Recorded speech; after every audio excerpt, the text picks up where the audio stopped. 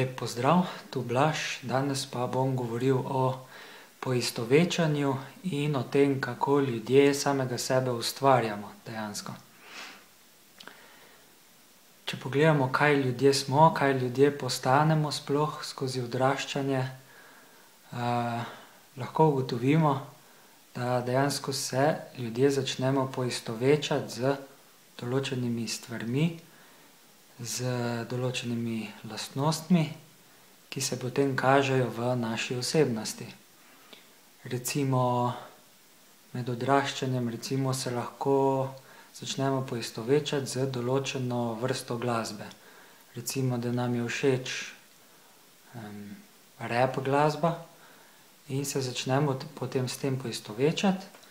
In ko to počnemo, sčasoma to postane del naše osebnosti in potem smo mi dejansko neka oseba, ki je pač všeč rap glasba. In se poistovečamo s to idejo, da nam je všeč rap glasba, recimo. Ali pa karkoli drugega, recimo neka barva, da nam je všeč zelena ali pa modra barva, ali pa neka številka, ali pa da so nam všeč taki in taki filmi in tako naprej. Neki športi, recimo, drugi pa ne, itd., itd. Skratka, ko pogledamo samo iskreno, s čim se mi dejansko poistovečamo, lahko ugotovimo hitro, da se v bistvu mi najprej začnemo poistovečati s samimi besedami, ki jih uporabljamo. Torej, skozi odraščanje se začnemo učiti besede. In te besede, ki se jih naučimo, se naučimo v nekem kontekstu, ponavadi zelo nestrukturirano, s tem, ko poslušamo druge ljudi, starše in druge, ki govorijo in uporabljajo besede v nekih kontekstih. In potem mi te besede poslušamo, jih ponavljamo za njimi in si v mislih zgradimo počasi neko idejo o tem, kaj naj bi neka beseda predstavljala. In potem se mi začnemo s temi besedami poistovečati, ko jih govorimo. In jih potem posledično začnemo živeti. Se pravi, če smo mi neko besedo dojeli kot negativno, kot nekaj slabega ali pa nekaj sramežljivega, recimo, če vzamemo besedo, ne vem, nuggets, recimo, smo recimo, ko smo odraščali, vedno to besedo slišali v nekem kontekstu, kjer je bilo druge ljudi sram, ko so to besedo uporabljali. In recimo mi smo to zaznali. Zaznali smo in besedo in to čustvo, ki je bilo pridodano tej besedi, ko je nek človek ali pa ko so drugi ljudje to besedo izgovarjali. In potem mi to besedo ponotranjimo skupaj s tem čustvom sramu, ki smo ga opazili pri drugih ljudeh. In potem tudi mi se začnemo poistovečati z takšno definicijo te besede nuggets. Recimo, kadarkoli izrečemo to besedo nuggets, se tudi mi počutimo sramežljivo, nas je sram.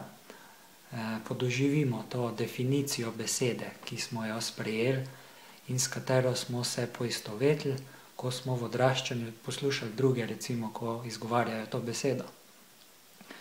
No, in na tak način si mi potem skozi odraščanje dejansko gradimo celo besedišče, besede. In te besede nas začnejo potem definirati, kdo mi smo kot živo bitje, zato ker se mi začnemo definirati s temi besedami v naših mislih. Skozi odraščanje mi začnemo razmišljati tako, da uporabljamo besede, ki jih poznamo, in sicer besede s točno takšno dojeto definicijo, sprejeto definicijo, ki smo jo vase sprejeli. In potem se skozi razmišljanje začnemo poistovečati ne samo s posameznimi besedami, ampak s celimi stavki.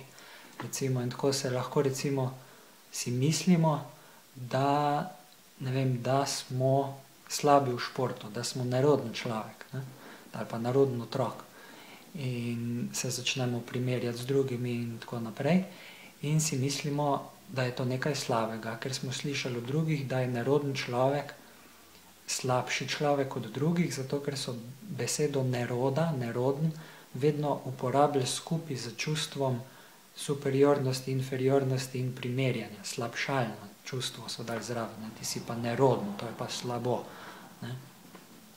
In potem, ker recimo se mi začnemo primerjati in ugotovimo, da smo mi nerodni, začnemo razmišljati o tem, se poistovečati s temi mislimi, da smo mi nerodni, in potem hkrati, ker smo samo besedo neroda sprejeli vase skupaj s tem čustvom sramu in manjvrednosti, se tudi mi dejansko potem počutimo manjvredno in nam je nerodno ob tem, ker smo nerodni, zato ker si to mislimo, ker smo se poistovetili za to mislijo, da smo pač mi nerodni. In potem nas začne to dejansko definirati.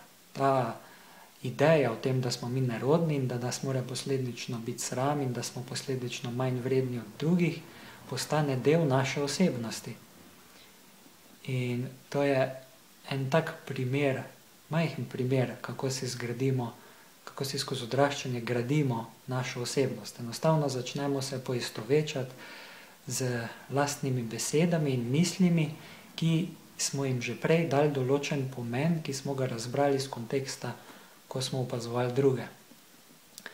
Tako da, kar sem pa jaz ugotovil in tudi pač veliko drugih pred mano, je to, da se ljudje ne rabimo poistovečati z vsemi temi mislimi, ki jih imamo v glavi, in tudi ne za samimi definicijami besed, ki smo jih sprejeli skozi odraščanje. Se pravi, če sem jaz skozi odraščanje besedo nagec sprejel kot neki, se pravi, definicijo te besede nagec sprejel kot nekaj sramotnega, sramežljivega, potem zdaj v bistvu ugotavljam, da mi ni več treba te besede tako dojemati. Da lahko skozi samo iskrenost in uporabo orodja samoodpuščanja to besedo redefiniram.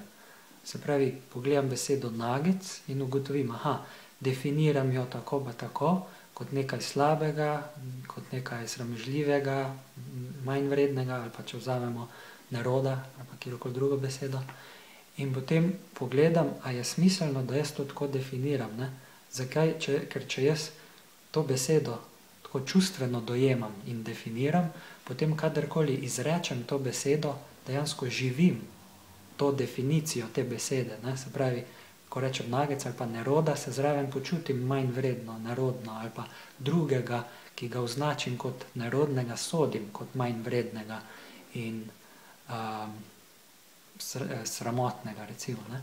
In to dejansko ni najboljše ne za mene, ne za njega, ne za nikogar. Ne? Se pravi, to je nepotrebno je, da bi samega sebe omejevali in se definirali s takšnimi definicijami besed dejansko, ki niso najboljše za nas. In kaj pa je potem najboljše za nas, kakšne definicije besed, je takšne, kot so v slovarju, brez kakršnega koli pridodanega čustva zraven ali pa brez kakršne koli polarnosti čustvene, se pravi superiornosti ali inferiornosti. Najboljše je, da se naučimo vseh besed, njihovih točnih definicij, tako kot so definirane v slovarju, in potem se lahko sproščeno, naravno pogovarjamo o čemerkoli in tudi razumemo druge ljudi, ko govorijo ali pa ko beremo katerokoli knjigo, točno razumemo, kaj piše, brez da bi zraven interpretirali to, kar je bilo povedano ali pa napisano skozi neke svoje lastne samodefinicije in samoomejitve, ki smo jim pridodali zraven čustva in neke te naše definicije, ki dejansko niso v skladu z resnično definicijo neke besede. Tako da dejansko, če povzamem še enkrat, mi se definiramo samega sebe, kdo mi smo kot živo bitje skozi naše besede, ki jih poznamo, ki smo se jih naučili in ki jih sprejemamo v samega sebe. In zato, ker lahko v samoiskrenosti pogledamo te besede, kako jih definiramo, kakšno čustva smo jim pridodali, in ker lahko vsako besedo redefiniramo skozi samoiskrenost in samoodpuščanje in pisanje, to pomeni, da lahko tudi samega sebe spremenimo in odstranimo vse naše definicije in karkoli, s čimer smo se poistovečali. In lahko dejansko samega sebe spremenimo in postanemo popolnoma drug človek, kakršenkoli pač že želimo biti. Se pravi, če smo se do zdaj v življenju vedno definirali s tem, da, ne vem, da smo manj vredni od drugih, da smo grdi, da nismo tako lepi in da smo posledično tudi živeli, ne, potem to in se tako počutili, lahko zdaj v bistvu ugotovimo, da ne rabimo več tako naprej živeti. In da lahko dejansko katerikoli del svoje osebnosti spremenimo. Ravno s opazovanjem besed, ki jih uporabljamo, in skozi opazovanje misli, ki jih imamo v glavi, in posledično dejansko redefiniramo samega sebe in postanemo točno to, kar želimo biti. In kar vsem priporočam, je to, da se skozi ta proces samospremembe dejansko začnemo vsi usklajati s principom, ki je najboljši za vse in ki se glasi: ne obravnavaj in ne ignoriraj drugih tako, kot ne bi želel biti obravnavan ali ignoriran sam na njihovem mestu. Torej, ko začnemo samega sebe redefinirati v drugačnega človeka, takšnega, ki hočemo biti, priporočam vsem, da se hkrati s tem usklajamo s tem principom, zato ker je to edini princip, ki je najboljši za vse, in zato ker je najboljši za vse, je tudi najboljši za nas in za vsakega posameznika. Ok, torej, upam, da sem malo razjasnil, kaj sem hotel povedati v zvezi s tem, kako se ljudje samega sebe definiramo in iz kje to izvira in kako lahko dejansko spremenimo definicijo samega sebe, kadarkoli želimo. Samo voljo moramo imeti, da to storimo, in orodja moramo poznati, kako to narediti. To pa, kot sem že povedal, so samo iskrenost, pisanje in samo odpuščanje, in ta orodja predstavljamo tudi destovnici v svojih spletnih dnevnikih.